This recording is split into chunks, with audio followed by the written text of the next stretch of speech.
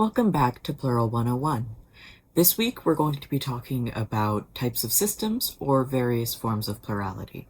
Some experiences we'll be touching on today might not be considered inherently plural by those living them, such as demonism, but we're including them because they can fit under the plural umbrella, especially if a person identifies as such. This is probably going to be the longest and most complicated video in this series for a bit, because there's a lot of ground to cover here. So, plurality exists on a broad spectrum of experiences, including differences in origin, function, separation of identity, and more.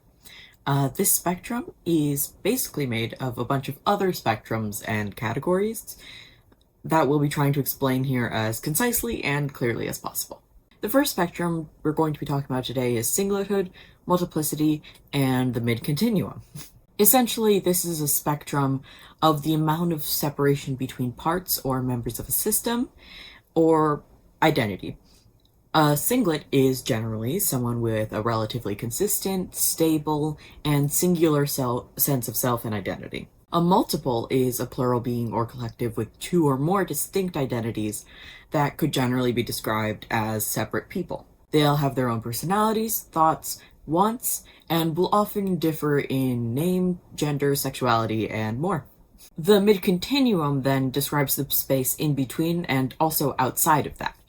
It's the experience of not quite being one single cohesive person, but not being all the way to two or more entire people. This can be experienced as being one person who becomes or takes on other identities, one person who has facets of their identity split off and just kind of switched through, something like being gender fluid, but different genders being associated with having different names and some personality differences, having many versions of the same person, or something else entirely. There's a lot of space between and around singlethood and multiplicity. Plurals on the mid-continuum are referred to as median in the modern community. There's also mixes of this, of course.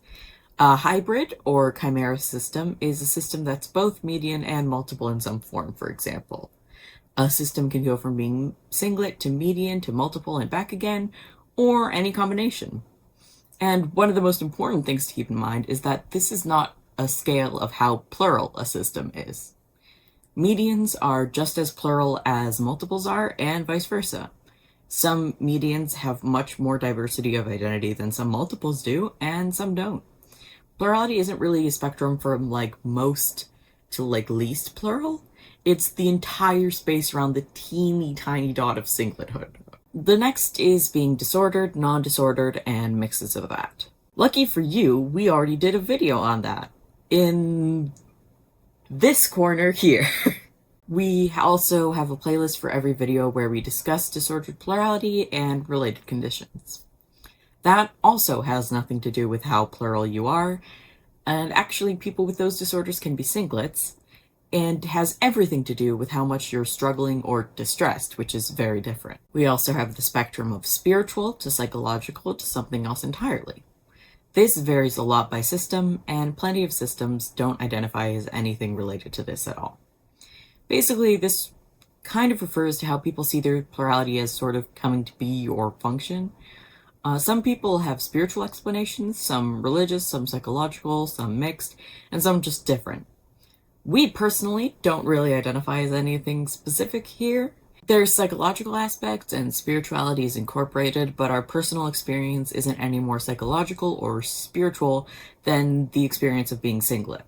This leads into our least favorite part of this video, which is origins and origin labels. These are terms for what caused a system to initially form. Full disclosure, we personally really hate origin labels. It will definitely be the subject of an upcoming video, but they're really big in the plural community, and this is a series trying to provide a complete intro-level explanation of plurality, so we do have to talk about it. So, origins. They just describe what triggered a system to come into existence. The thing is, this isn't the type of thing that we think anyone can know for certain, honestly. Generally, it's assumed that trauma is what causes plurality. Systems formed this way are called trauma-formed or traumagenic. This definitely isn't the only thing that can result in plural experiences, though. Often, systems who come about by any other way are referred to as endogenic, though this isn't actually a binary. Endogenic is roughly synonymous with the term natural system, a kind of dated label for systems that formed not because of external factors, but internal ones. Natural terminology fell out of favor because some people felt it implied other forms of plurality were unnatural. There's many more ways for systems to come about, though. There's a long, and by long I mean like millennia's long, history of systems being intentionally created, of coming about for or because of spiritual or religious purposes, and the like. Plenty of systems identify as forming from stress, not trauma, from daydreaming, stuff like that. All of these are equally valid experiences. The thing is, origins have jack to do with how a system works now. All it says is, this is our best guess of why our brain decided to not be one person in the exact first moment of that happening.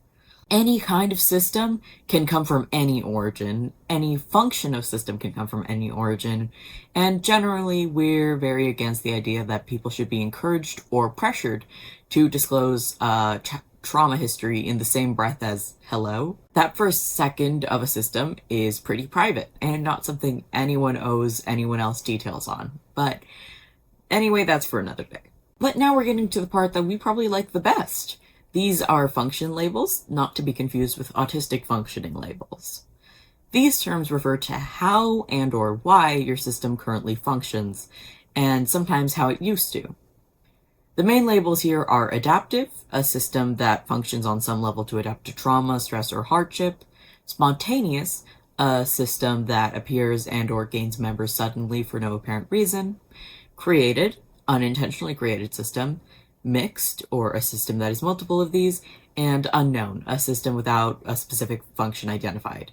These specific labels are the ones represented by Emmengar's plural rings, which we have up here. There's definitely more terms outside of this, and not all systems fit or identify within this framework. But we, for one, or for many, I guess, massively prefer this system to genic terms. Finally, for things that fall under the umbrella, but that may not always be identified as under it, we have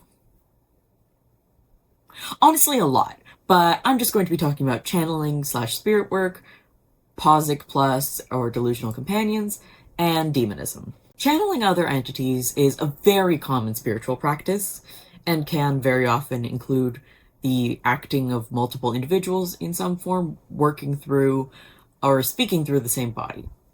Non-denominational, independent witches and spirit workers are more likely to experience or identify this as plural adjacent in some way. Posic plus is a term, actually an acronym, for any perception of object sentience, individuality, and consciousness.